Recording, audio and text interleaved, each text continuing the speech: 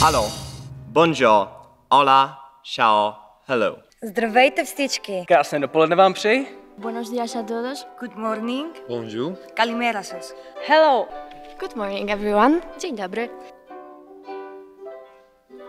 Dobrý den. Dobrý deň. Good morning, everybody. Good morning, all members of this parliament. Bonjour tout le monde. Nous sommes le groupe qui représente le sud-ouest de l'Angleterre. Nous sommes tellement heureux d'être ici aujourd'hui. Et dans notre groupe, nous avons tout l'esprit européen, malgré le résultat du référendum qui nous a mis sur le chemin du Brexit. We feel proud and honored to participate in this session today as representatives of the Italian delegation. We are all very happy that we've got the opportunity today to participate in all these debates, and it will be a great experience, and we will be able to learn a lot from it. It is an honor and a privilege to stand here in the heart of the European Union and discover its democratic processes, especially in times like these, in times in which nationalism is on the rise in some European states, and the values of the European Union are often neglected. Values like tolerance, and for us also very important, environmental protection. We are proud to call ourselves a school without racism and an Agenda 21 school. And by standing here, we don't just want to tell you what we've achieved so far. We also want to inspire you to raise your voice for values which are important for you. And we hope that everybody has the chance today to do so. Thank you very much.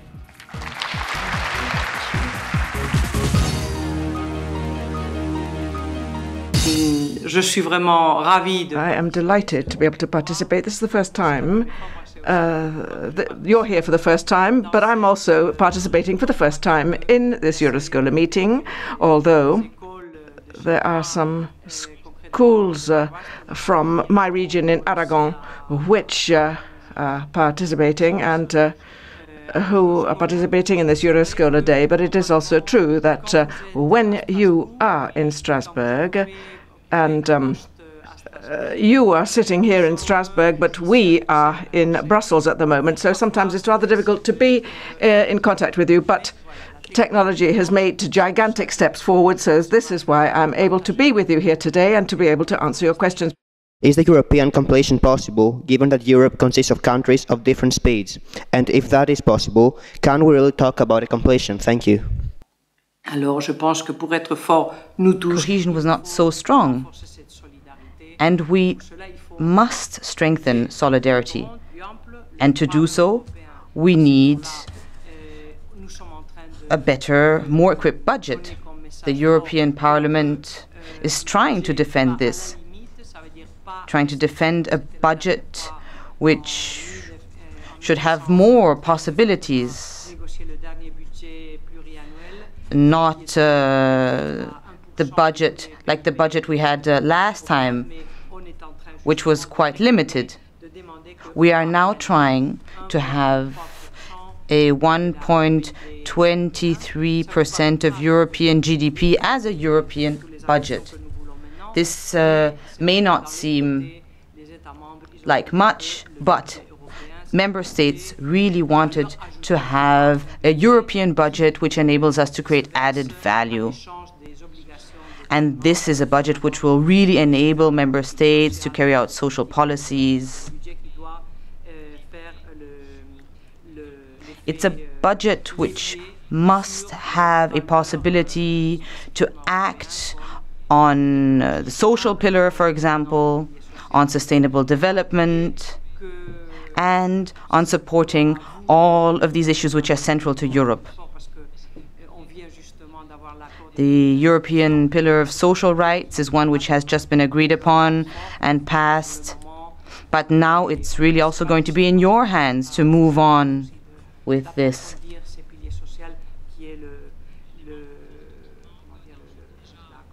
The Pillar of Social Rights was the element which was missing in Europe, which already has a common currency, common programs, and many other elements in common. However, stronger social integration is still lacking, and that is why the Pillar of Social Rights has been passed now.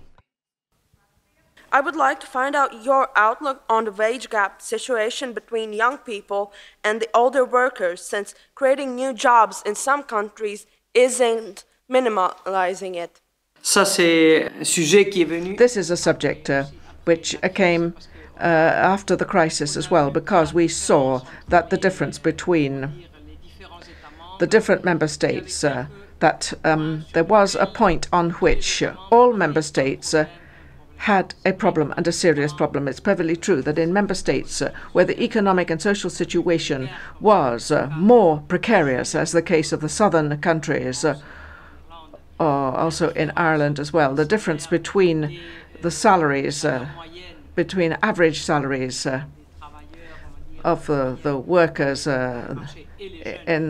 and young people was much greater. But generally speaking, this is a problem in all member states. The pay gap between young workers coming onto the market, and also there's also the problem of unemployment amongst young people as well.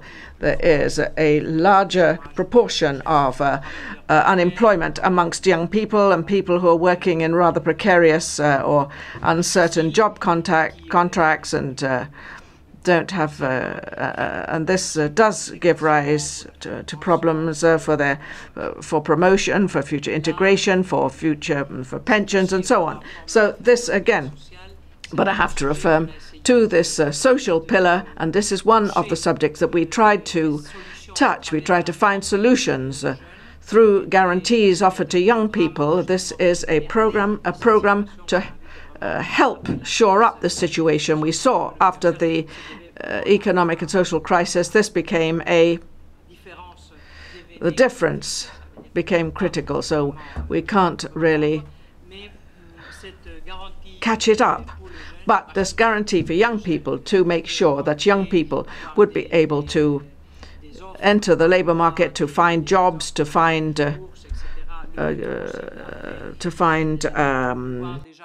subsidies for work contracts, and find some scholarships to be able to find to look at the situation that's going on, and also not to give them an opportunity to be able to get onto the market, but also to see on the market, to be able to help them and give them support for development. And this at the moment has not been very successful, not 100% anyway, because it's true that the labour market and young people finding a foothold on the labour market and to reach promotion, to be able to reach a comparable salary structure is more complex than simply to give a guarantee which means to kind of help and support to get onto the market.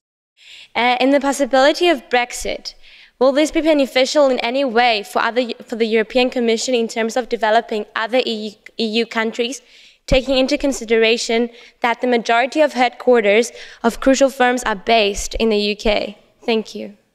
En principe, la sortie d'un... In principle, if there's a member state which leaves the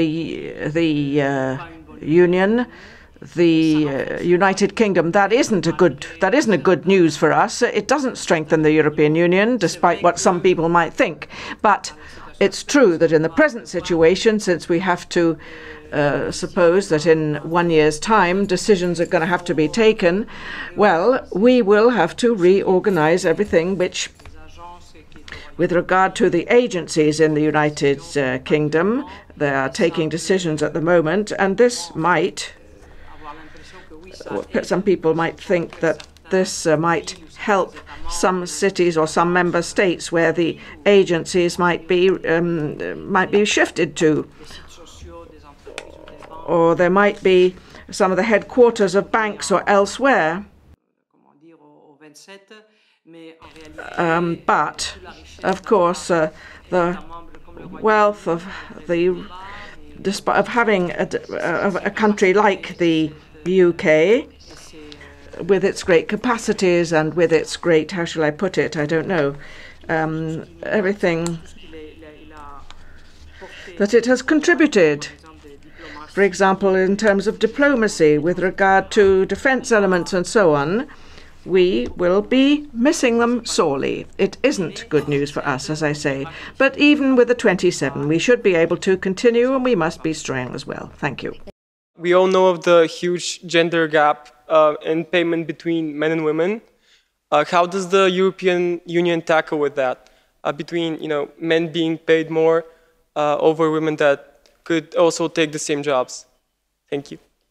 This equality, gender equality, you're telling that there is a pay gap. We don't have equality in terms of pay at the moment. And this is one of the main social pillars that we are trying to get a grips with. We've been working with social partners, with both sides of industry, to be able to set up European programs in which we can support this policy, for example, in collective bargaining contracts, so that we can bring about instruments where we can avoid discrimination and pay gap discrimination as it exists at the moment. But it is true that the subject is rather more complex than if we could simply impose a blanket directive or regulation. We will have to inspect and control at local and regional level and national level this whole question, so that we can make sure that this is we have to look at authorization, we have to look at the package of equality conditions at work for men and women. Thank you. Now, when considering awareness, some people say that the efforts will not be rewarded and will not have the slightest impact on the environment. It may seem to you that your own efforts are like a single drop in a limitless ocean. So let us wonder, though, what ocean is than a multitude of drops. So let's utilize every drop, every leaf that you may offer to our planet. This brings us to the next point of raising awareness. A long-term solution to this problem could be educating students from a young age to respect the environment and implement a more environmentally friendly lifestyle. Implementing global warming awareness scheme could be successful through media campaigns, a City of Climate Awareness Day through Europe, and the continuation of school schemes such as the Green Schools Initiative in all member states. It is crucial that they are taught by a young age and maintained that knowledge until higher education, the environment to discover their environmentally friendly mindset. Each age should focus on different aspects, and because, as we know, this subject is very broad. This could be done through lectures by specialists in an interactive and engaging way, so they don't lose interest. We urge for the implementation of the different funding programs in all member states, encouraged of them, such as the Horizon 2020 and the NER 300. These provide the funding necessary to enhance entrepreneurial spirit. They should also be organized depending on the needs of each country, as they seem not to be efficient for all of them. The transition will not be easy. Before even discussing the change in the climate, we must change ourselves, our attitudes towards climate change. Thank you. I'd like to start off about human rights and how far we can go with human rights. I think that, or the group thinks that, people should be educated more in school about human rights. There should be dedicated lessons to the human rights so that people understand it better when they grow up, and then they can actually fight it themselves without feeling it and witnessing it, without doing anything on it. So we figured that if you were to teach it at school, you'll be presenting it to a larger group of people, a larger audience, and the younger age, they'll soak the information in a lot better.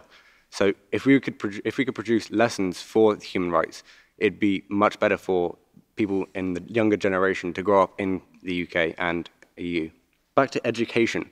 I think that in education we could also be taught about social media a bit more. I know it's already been taught in some schools, in most schools in fact, but we're talking about personal information on internet and how a lot of people put information up there without them thinking about it too much, and about people lying about their age and people actually being able to take that. And this relates to security, because people have issues due to how much information they put up there for people to see.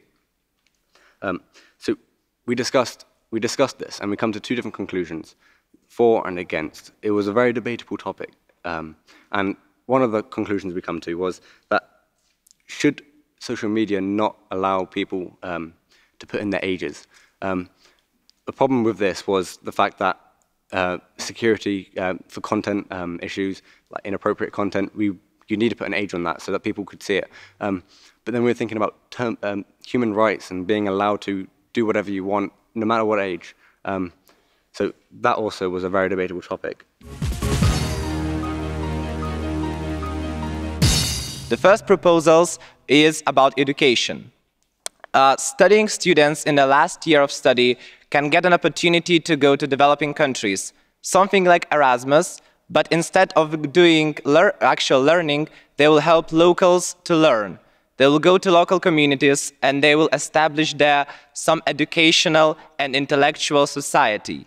And thus they will get a practice, and their local communities will get a lot of experience talking with the culture.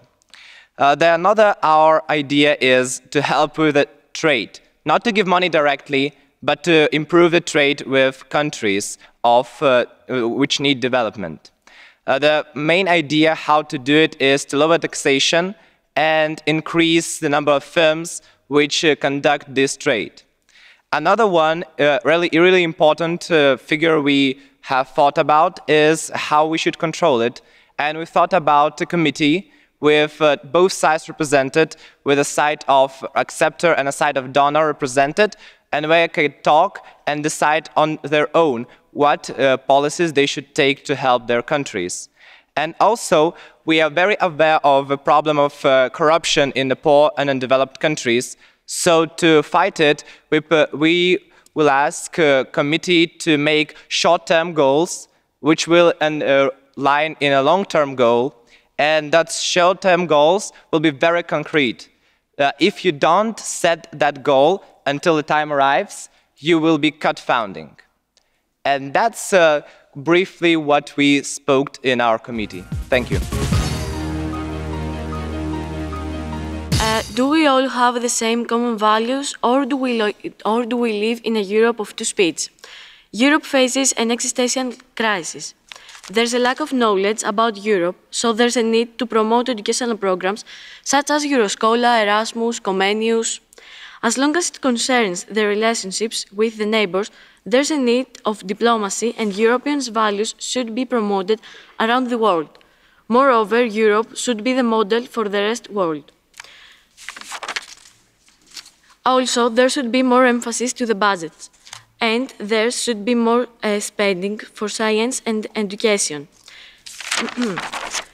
We all agreed that Europe should be a superpower like China and USA, but in order to become this, Europe should overcome the problems that faces. Europe should have a good relationship with America. The debate on the future of Europe should not take place in a dark room, but with a democratic assembly where the people will discuss how they would like Europe. Thank you. Centres and classes should be formed to better facilitate the integration of the migrants. Such courses can be language classes, which will be provided for free to those people, but also classes about the rules and laws that the country has. In that way, the migrants will be able to act accordingly to the country's laws. Lastly, we concluded that as Europe, we need to present a better view of those people. The migrants are just human beings, are human beings like everyone else is. They have the same rights as us, and it's very important for us to eliminate racism and discrimination. We also need to see the benefits of those people's integration in our society. Let us not forget that those people, many of those people, are very well educated and highly skilled. So their knowledge can be very important both for their integration in our society, but also for the evolution of our society. Migrants and refugees are not just a threat for us. They're not a threat at all, actually. They're just people that can help us become better and improve our society, given that respect is mutual. Thank you. I would like to start with the idea to give young people experience while they're still studying. This will give them the opportunity to get to know the jobs and make a better decision in their lifetime. Also, it will help them to build their CV, which will help them to get a job quicker when they get older. Next to that, we want more funds for young people to set up companies. This goes against brain drain and will stimulate young people to set up companies in their own country. Also, we would like to organize an online platform of the EU who connects young people with people who are already working for a long time. They can give them tips how to get work easily, but the platform will also show job opportunities. Our fourth point is that youth people should get higher salaries and enough working hours. This is so that they can get an equal chance on the job market. Next to that, we have to motivate people to also get into technical schools. We could achieve this goal by, for example, use the Danish method, where technical schools and gymnasium schools are together, so you don't have to choose on forehand. Our last idea is to give students a similar diploma throughout whole Europe. This would make it easier for you to study in a different country in the whole EU.